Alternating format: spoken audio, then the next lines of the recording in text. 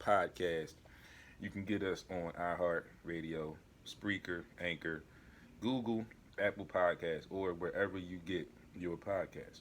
We are also live right now in the group on Facebook, Sports Rat Radio Show.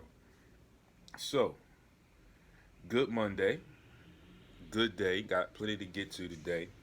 But first and foremost, before we get into what we do, the Eagles won a game. Eagles got their first win yesterday.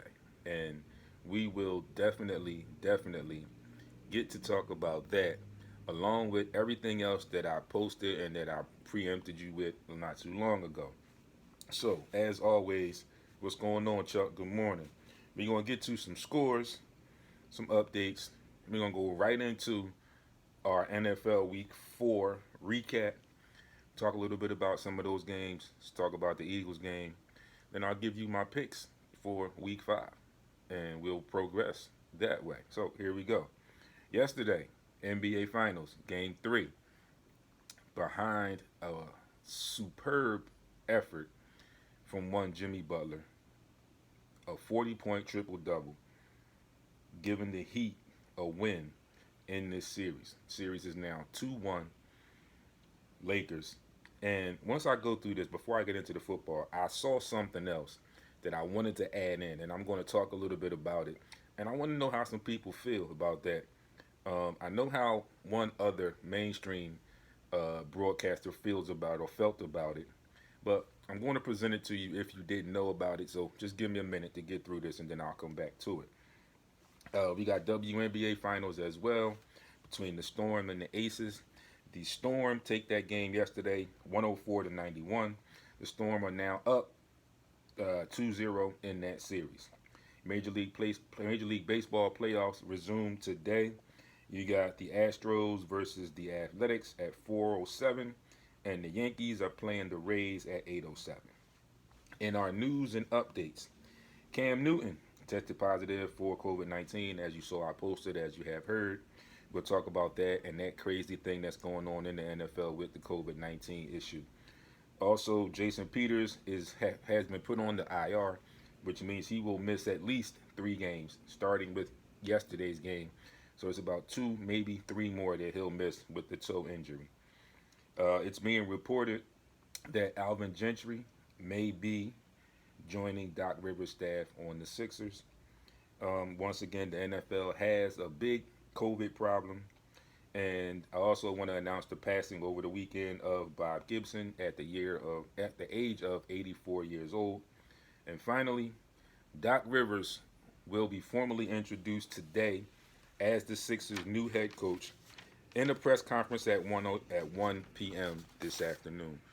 So, with that being said, before I get into these football scores, like I mentioned to you about the Lakers Heat Finals Game 3 yesterday, which was taken by the Heat behind that great performance from one Jimmy Butler.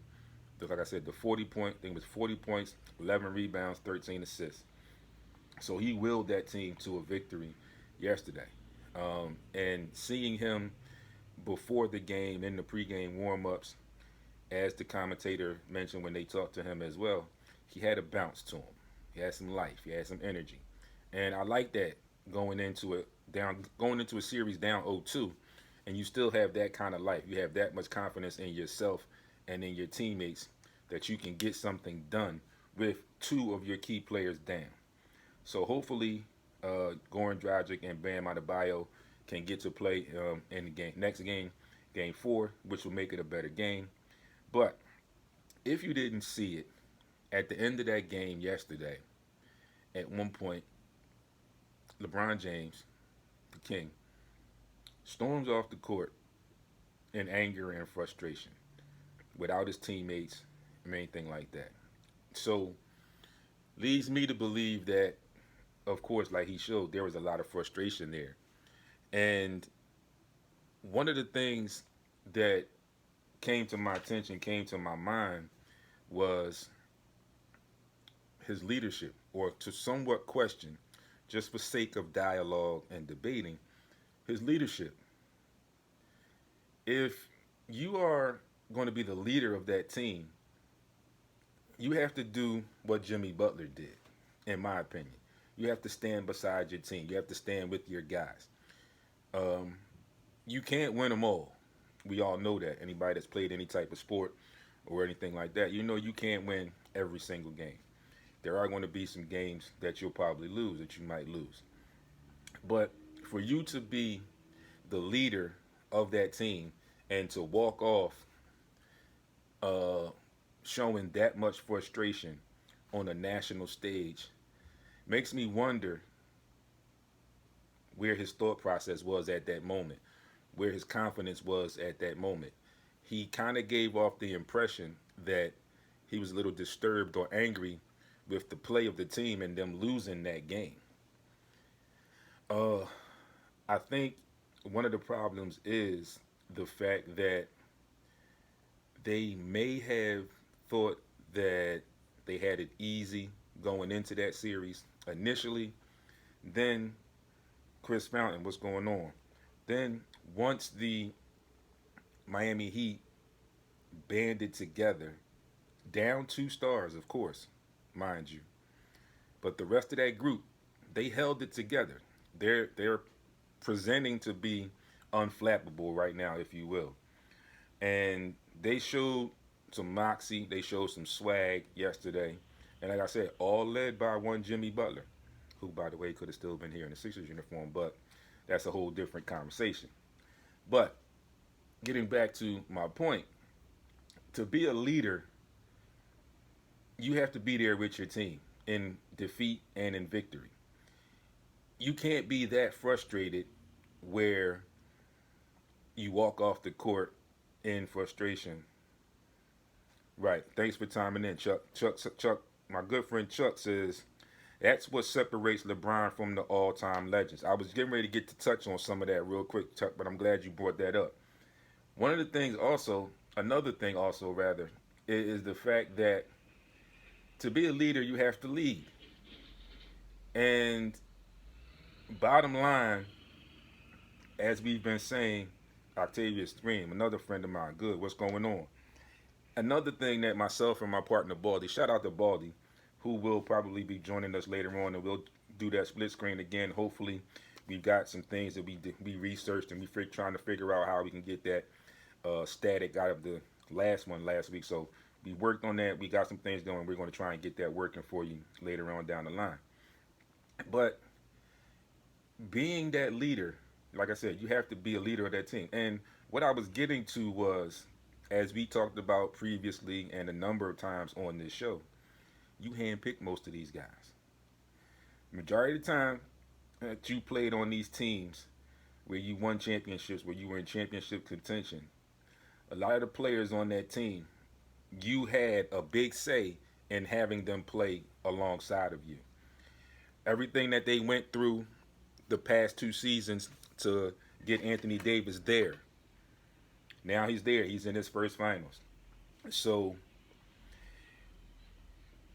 you walk off the court, you storm off the court in frustration with these guys. But in hindsight, these are the guys that you had a hand in having to play with you. You had a hand in getting these guys on your roster. So what does that say to them when you storm off the court like that?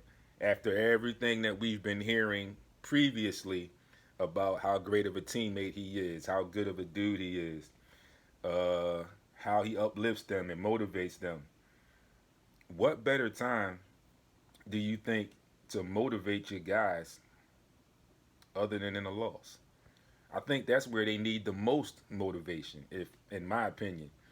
In a win, you really don't have to motivate guys too much. They win, they win, they win. It's fine. You don't have to motivate them. Winning a lot of times is enough motivation for a lot of guys.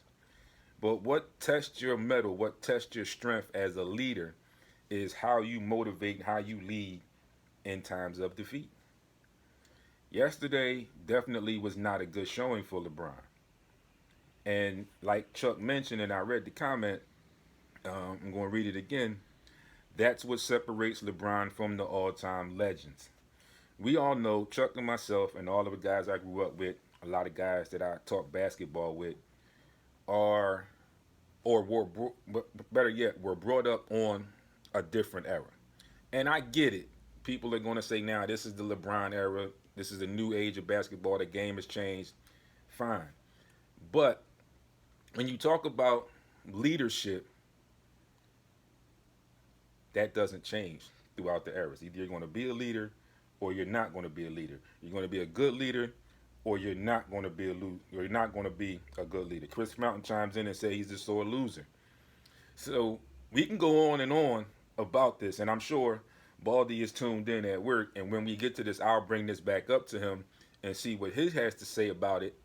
But again, I was brought up on 80s basketball, Detroit Pistons bad boys, into the 90s with Michael Jordan and the Chicago Bulls. Back then, none of these guys, and like I said, let me just preempt this, and give you the disclaimer. I understand how the game has changed. Octavius Green said this is the Me Too soft era. Absolutely. I get that the game has changed.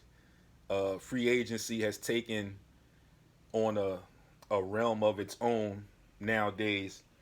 But back then, when I grew up on basketball, the players that we had, the legends that we had, the leaders that we had, they would never go and say, well, you beat us, I'm going to go play with y'all. I can't win a championship here, so I'm going to go play with I'm going to go somewhere else and play with somebody else. And if you just, for sakes of talking, conversation, and debate, you go back, LeBron was drafted by Cleveland, of course, straight out of high school. We get that, fine and well. Doing this thing. No disrespect to him as a player. Like I always say, I have some questions about his leadership qualities, but what he does on the basketball court at his size is truly amazing. I have to give credit where credit is due. 6'8", 250 something, the things that he can do on the basketball court, the things that he does on the basketball court as far as just playing the game are amazing. But it's always comes back to the game within the game, so like we're talking now. Initially, he couldn't win the championship in Cleveland. So he goes to Miami, okay, to go along, play along with Dwayne Wade. Dwayne Wade had already won the championship with Shaq, who was there already. That team was trades, whatever. Dwayne Wade was drafted there or whatever. So then you have LeBron move in to go play with Wade, and then they bring in Chris Bosh. The start of, as they like to say now, the super teams. I remember when that first happened, and believe it or not, I mentioned to some people that in their first year, they would not win the title. I was not proven wrong at that point. And one of the things I mentioned about them saying, about me saying that, was you now have three players who were the alpha male on their teams playing together, and they have to figure this thing out. Who's going to take the last shot, when and where, whatever. Just real quick, Chuck chimes in and he says, he loves the limelight when they win, but points the finger at teammates when they lose. A true leader has the ability to galvanize his troops when they take a loss. He just doesn't have that it factor. I kind of agree, Chuck, and that's some of the things that I just mentioned. Like I said, what if you call yourself a leader? What better way, or what better moment to show your leadership, your true leadership, than when you're in defeat? And again, like Chuck just mentioned, he points the fingers at his teammates, but a lot of times, again, you've had your hand in getting these players on your roster. So now, what do these guys say after that? How do these guys feel after that type of moment? I would have loved to have been a fly on the wall in that locker room after that game to see what was said, if anything was said. As the leader, you can't lead your team walking off the court in frustration. Thanks, Chuck. He says exactly. You can't lead your team walking off the court in frustration. And again, what makes it more magnified is the simple fact, again, a lot of these players you had your hand in picking to play alongside of you. So we move along. He goes to Miami. They win 2 chips down there. Yada yada yada. His contract is up. Then he goes back to Cleveland. At the time, Cleveland had Kyrie Irving. They end up winning a championship in Cleveland, him and Kyrie, against the Golden State Warriors, who were running the league for a while. Actually, they played 4 straight times, Cleveland and Golden State. Cleveland got one in that. And I still, to this day, as a basketball fan, as a media member, I feel like Kyrie won that championship. Sean, little bro, what's going on? I still feel like Kyrie won that championship for Cleveland. I still feel like Kyrie should have been the MVP of that finals. Just my opinions, just my thoughts. Okay? Then you move on to the Lakers. You want Anthony Davis. You don't get him the first time you try. Hence, you guys don't make the playoffs. Then you have your hand in trading away almost half of the team the second go round to bring in Anthony Davis. Now you guys are here. Like I said, you didn't make the playoffs last season. You made the playoffs this season. You made it to the finals. You start out going 2-0. Okay. Let me see. Chuck says, a leader does it like Isaiah Thomas did it. They walk off together. Absolutely. Now that I can respect. That's a great point, Chuck. Thanks for bringing that up. I can respect that. If I'm a leader and I'm frustrated and we going to walk off the court, I'm telling my guys, yo, let's go. We're not shaking hands right now. Let's be out. Like Detroit did when they finally lost to Chicago. They walked off the court together. So what a leader does, his team will follow you if you are a good leader. The team followed Isaiah off the court. That's what leaders do. And again, I'm probably going to say it a couple more times. You had your hand in getting these guys to play with you. And you show your frustration by walking off the court, storming off the court in frustration, leaving them out there. Not good quality in a leader, not a good showing on the national stage. On the other hand, Jimmy Butler is becoming or showing what a leader does. Like I mentioned to you, they played game 1, game 2. They had their chances in game 2. They just couldn't get over the hump. They were down 2 stars. So they go back, they regroup, they watch film, and they talk. Leaders lead. Leaders watch film and point things out to bring his teammates back, to uplift his teammates so they can go on and continue to go to war. And like I said in his pregame interview yesterday, he had a bounce to him. He had some swag. He had some moxie. Ended up 40, like I said, 40, 11, and 13. Put that team on his back and willed them to a win without 2 stars on that squad, who hopefully will play in game 4 and they can even this series up. Now, mind you, when this series was set and got underway, I picked Miami in 6 or 7, mostly more so 7 than the 6. After seeing what I saw yesterday, I'm sticking to that. I never swayed from it, but I'm sticking to it a lot more. Like I said, game 1 and game 2, saw how it played out, and then I was starting to not so much have doubts, but I was starting to realize that Miami's young. Most of these guys are veterans on the Lakers team, and they're just too big. Initially, I thought they were just too big. But yesterday, they showed me something. They showed me that there's no quitting them. They showed me that they are ready to go to war. And again, like I said last week, one of the things that Kendrick Perkins said back in the Toronto series, in the beginning of this series in the first game, said, Lakers are coming in, Gucci, slippers, with heads held high, like, yeah, we got this, we got that. Miami Heat's coming in with steel-toe boots, 10 lunch pails. Gutsy, grinded out, willing themselves to victory. So just wanted to bring that up, talk about that for a little bit. I'm sure anybody else has any comments, you can comment in on that. And like I said, we will touch on that again when we bring Baldy in on the split screen later on. So getting back to what we do, we got your scores, and we're going to talk some football for a little bit before we take our first break. Week 4 kicked off on October the 1st, which was Thursday. Had Denver defeat the Jets 37-28. Moving into yesterday's games, Indianapolis defeats Chicago 19-11. Before I continue, one last comment from Chuck.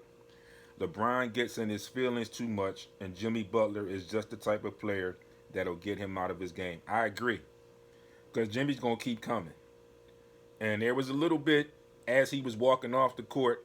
I don't know what was said. I couldn't really get it, but there was something said between the two. And in my opinion, it looked like Jimmy said, yeah, whatever. We still here. We ain't going nowhere. We right here. So y'all going to have to play. That's just my interpretation of what it said. I don't know what was said, but I just got that feeling that something along the lines of what I just said was said. Jacksonville falls to Cincinnati 33-25. Cleveland meets Dallas 49-38. We're going to talk a little bit about that game as well. New Orleans defeats Detroit 35-29. The Pittsburgh-Tennessee game was postponed, all due to COVID-19, and we'll talk about that after I give you the scores and talk about a couple of these games. Seattle defeats Miami 31-23. The Chargers, in a valiant effort, fall to Tom Brady and the Bucs 38-31. The Baltimore Ravens defeat the Washington football team 31-17. Arizona falls to Carolina 31-21. Minnesota beats Houston 31-23. The Rams beat the Giants 17-9. New England, Kansas City has been pushed to tonight. Thanks, Chuck. He says right. New England, Kansas City has been pushed to tonight. So there's a doubleheader tonight because of the COVID. Buffalo beats Las Vegas 30-23. And the Philadelphia Eagles go all the way, traveled out cross country to San Francisco, sneak up on the 49ers, and beat them out there. Shout outs to Frank Milligan, another member of the Sports Rap Show, who had a rough night last night.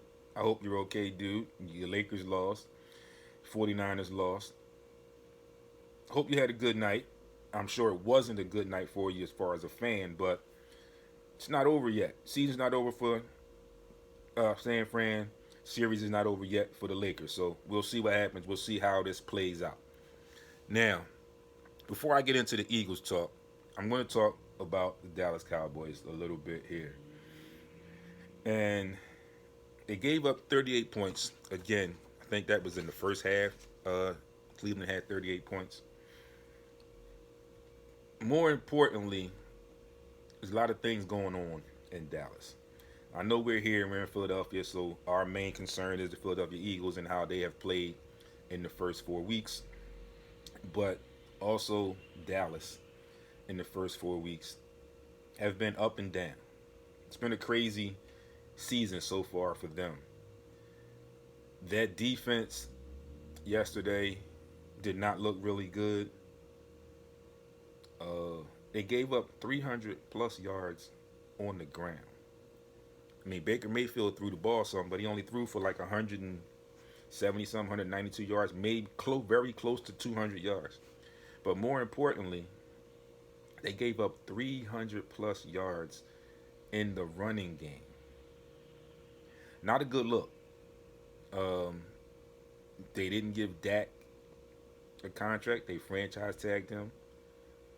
And they brought in Mike McCarthy thinking that he could turn this thing around. Not saying he can't, just hasn't done it yet. We're 4 games into the season. So again, a long season still left to go. But there are some concerns there. For the 3rd straight week, they gave up at least 38 points. That's not good for your defense. You've got arguably one of the best running backs in the league. I can't understand why you were not running the ball. It's neither here nor there, but again, there's some things going on out there that will definitely probably need to be fixed. But it's not my concern. because I'm not a Dallas. Chuck says Dallas's defense is awful. They could easily be 0-4 if the Falcons fall on the onside kick. Absolutely, Chuck. I was trying to hold that and not go back to that, but I blame that game all on the Atlanta Falcons and their coaching staff. I mean, everybody knows the rule of the onside kick. More importantly, the one factor that you really need to know. Kicking team can't touch it until it goes 10 yards. The receiving team can go get it. You can touch it basically off the tee, off the ground, however the kicker kicks it. You can go and get it. Okay? So I blame that all on the Falcons, who gave that game away pretty much on a silver platter. Mental errors that hurt bad. That's something that you can't have. And perfect example, now that I want to move on, we talk about the Eagles. The Eagles had San Francisco tried an onside kick yesterday. And if you go back and you watch that play, the Eagles had a good game plan set up for that. If you look at it again, the ball was kicked to one side, but that side, the players that were there let the ball go. In essence, to make sure that second tier guys had a good shot, good read on the ball. Because we know sometimes that ball takes a crazy bounce depending on how it's kicked. Right. Exactly. How does 5 players not know what to do? Exactly. How does 1 player not know what to do, Chuck? Absolutely correct. How does 5 players not know what to do? You fall on the ball just like it's a fumble. But what happened with the Eagles yesterday? Like I said, they let that first tier guys go to ensure blocking so that the San Francisco 49ers would have a tough time if they could hold them off from getting to the ball. You got your hands team, one of your backup tight ends on that second tier, and he did what he was supposed to do. Ball came his way, dove right on it, and just stayed there till he got touched. That's how you play an onside kick. So, again, Chuck, you are correct. They could very well be 0-4, but I blame that one game all on the Falcons and their coaching staff. And again, like I said last week, they blew another game. Last week, I think it was. And I really don't think that their coach is going to finish the season as the head coach. I think he'll be fired before, unless they somehow turn this thing around. But nonetheless, I'm wearing the Eagles shirt today. Eagles got a win yesterday. And ironically, the Eagles are now in first place in the NFC East. Okay, I give you that. They're in first place. Yeah, I said it. But doesn't really mean much right now because the division is horrible. The NFC East is horrible right now. So, looking at where they are right now, that tie looks a little bit better than it did in the initial stages of last week, ending in a tie. This is what put them in first place. Chuck also says the Falcons always find a way to lose. Dan Quinn has to go. Yes, again, Chuck, I don't think Dan Quinn's going to finish the season. For some reason, I just don't. They have some talent there. Kevin Wolf, thanks for tuning in. They have some talent there, but he's not getting the most out of that talent that he has there. And then, like we said, we see with that debacle of an onside kick, it makes you wonder how long is he going to last. And again, my opinion, I don't think he's going to get through the entire season. Now, I would be surprised if he does get through the entire season and gets fired in the offseason. I don't think that's going to happen. I think something that happened before the end of the season. Now, we get back to the Eagles. As bad as they have been the first 3 weeks. And again, even last week, I mentioned against that in that Cincinnati game, I saw some things in Carson that I was a little happy about, if you will, for lack of a better word. And what I mean is last week, there were some plays where he actually threw the ball away, which we haven't seen him do a lot of throughout his 5-year career so far. He got out and he ran the ball a little bit last week. And then we move into this week. A couple balls he threw away. A couple runs he made to make plays. He also The coaching staff also helped him out a little bit by putting him in his strengths, had him on the outside, rolling out, moving out of the pocket. And other than that first quarter interception, he played a decent game. I like the fact that the attack yesterday from the offensive side was very balanced. Some of the things I said about the defense going into the Cincinnati game showed up yesterday, and some of those things were, I felt like with a rookie quarterback going back to the Cincinnati game with the rookie quarterback, I felt like the strength of the Eagles' defense is their defensive line, the depth there, and how they rotate. I thought that would get to Joe Burrow a little bit and their offensive line. Obviously, their offensive line is a little bit better than I thought it was, and it didn't get the pressure like they should. Yesterday, I think they got to Nick Mullins, as they should have. Um, he had his spots where the coach put him in position to succeed. Like they kept saying on air yesterday, he's throwing to his trusted guys, George Kittle, Deebo Samuel, the rookie Ayuk, guys that can do things after the catch. Okay, that worked a little bit for them, but the end all be all, the third turnover was that pick six. That was a horrible throw, horrible read by Nick Mullins. Then you bring in C.J. Beathard, and they go up tempo, and he moves them down the field. They get the touchdown, and they're just moving the offense a little bit better.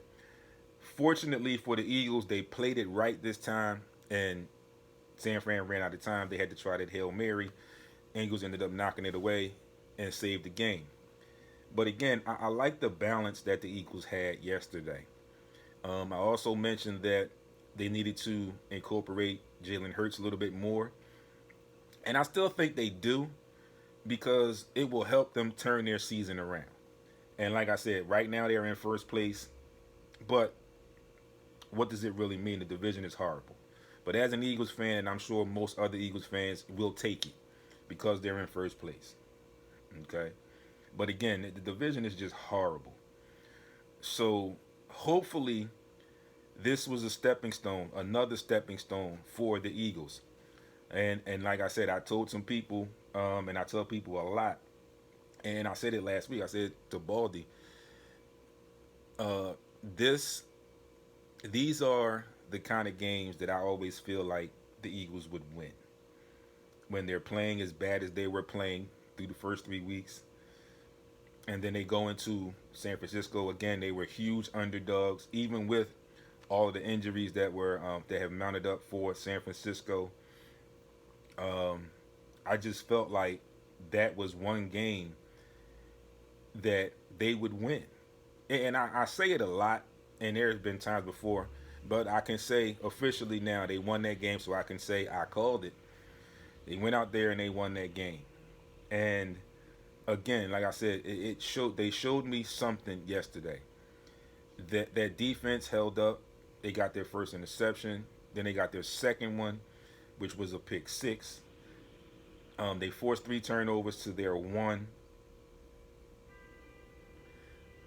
And the offense didn't look as bad as it has in the first 3 weeks. The touchdown pass to Fulgham was a beautiful pass. That pass reminded me of the MVP-like season that Carson had earlier in his career, Super Bowl season.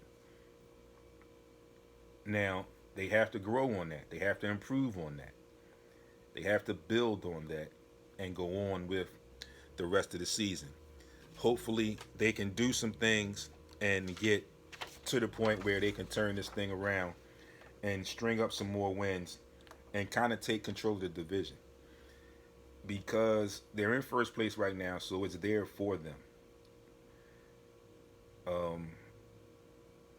We know what the Washington football team is. We know what the New York Giants are. And we're starting to, I believe, see what the Dallas Cowboys are right now.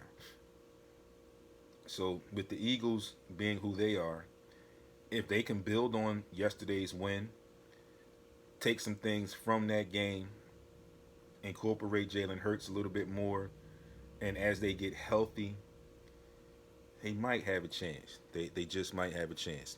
So, closing out week 4 tonight, like I said, there's a double header. You have the New England Kansas City game that has moved because of the COVID situation, and you also have Atlanta at Green Bay.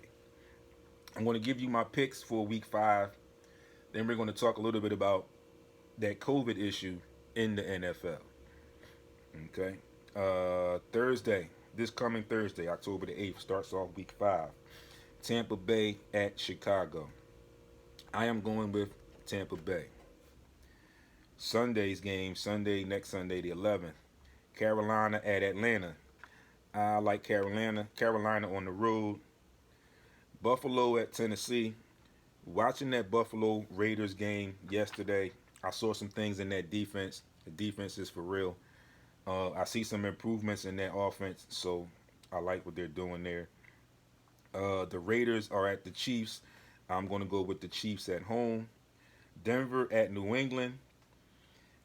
Depending on the situation of Cam Newton being able to play or not being able to play, not really trusting in Bobby Hoyer, so I'm going to go with Denver on the road.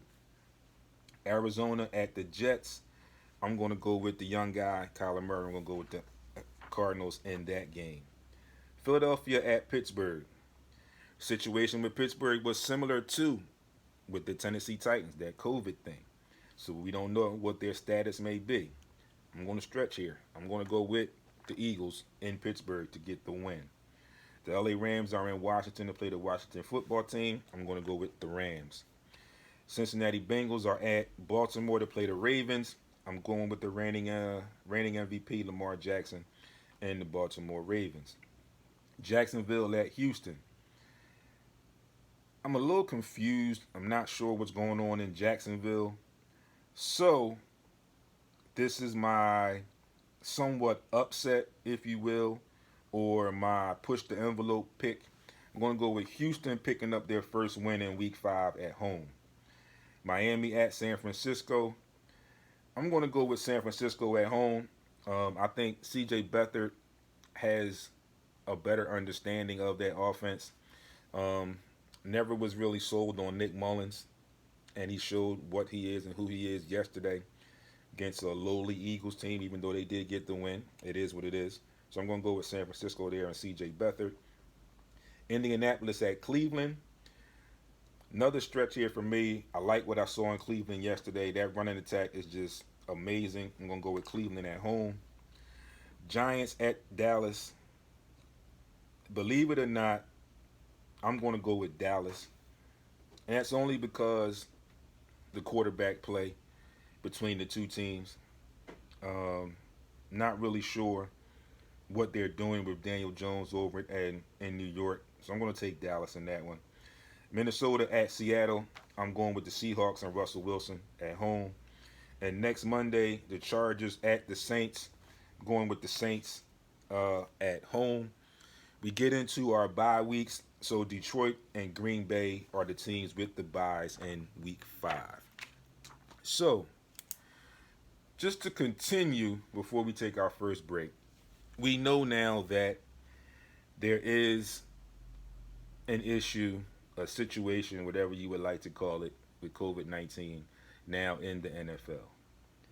And again, I regress a little bit and I tell you the NBA was the best sport that did it. They prepared. Their COVID issue started during their regular season, so they halted the season. And they did their due diligence to come up with a plan. And they didn't really have anything going on throughout the bubble up until the playoffs. And we still haven't heard much of anything about any COVID issues. So kudos to them. Hence, the NHL and the WNBA followed suit. Didn't really hear much in the NHL, not really too much in the WNBA. Teams were in bubbles. They were all together, constantly checked and things of that nature. They did their due diligence, doing their homework, following suit of what the NBA did. Then we looked at baseball. Outbreak there.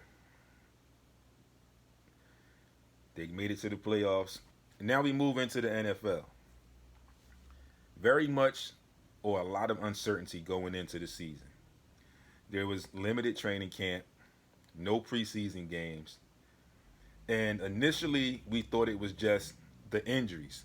Where the first 2 weeks, first 3 weeks, it was so many injuries that it was like almost impossible to believe that this many injuries occurred in these weeks. But you have to take into consideration, like I just said, no preseason, limited training camp. So these guys are, in essence, coming off the street and playing regular season games. Then we look up and we get to week 4, we get to week 3, and we have a situation with COVID. And I understand it may be a little bit more difficult as far as the NFL to develop a bubble, but there are possibilities. You have a team that's in every city. They announced that the referees would be close, so they wouldn't have to travel far to referee these games. You could very well had extended training camp scenarios, if you will, when you know in training camp they go off and they're in the hotel or the dorm, whatever they are, together. In each city, a lot of these cities have hotels. And I understand they're still traveling, there's no fans in the stadiums, but these guys could all stay in a hotel and be somewhat quarantined like everyone else is around the world with this pandemic. It could have helped. I'm not saying that it necessarily would have halted or not had an outbreak, but it would have helped. Again, I go back to what I said about the NBA. They did it the best. So the NFL has a major issue. They've had some false positive tests. One player with the Saints had a false positive test. But that number for the Tennessee Titans is now blown to 20. 20. There's only 53 players on the team. And I understand there were 5 staff members. So if there were 5 staff members, so that means it's 15 players. Those 5 staff members were around that entire team and other coaching staff. Could very possibly be more to pop up. It's going to it's going to pose a problem in the NFL. Again, you see the Pittsburgh game was postponed. I think they're moving that to like week 7. There was a small issue with the Kansas City New England game because of Cam Newton testing positive. So I'm sure it's a strong possibility that there could be more New England Patriots players or staffers to test positive. That game is moved to tonight. So far, so good. But we don't know. We'll have to wait and see. So again, the NFL is in a little rut right now, in a little way, if you will. Some uncertainty with this COVID thing. And people, we're still in a pandemic in society. It's not like it's over with or anything like that. So leads me to wonder if they will get through the entire season or how they will continue to juggle games if other instances pop up. There you have it, folks. That is your news update, scores, and your NFL talk for Monday, October the 5th.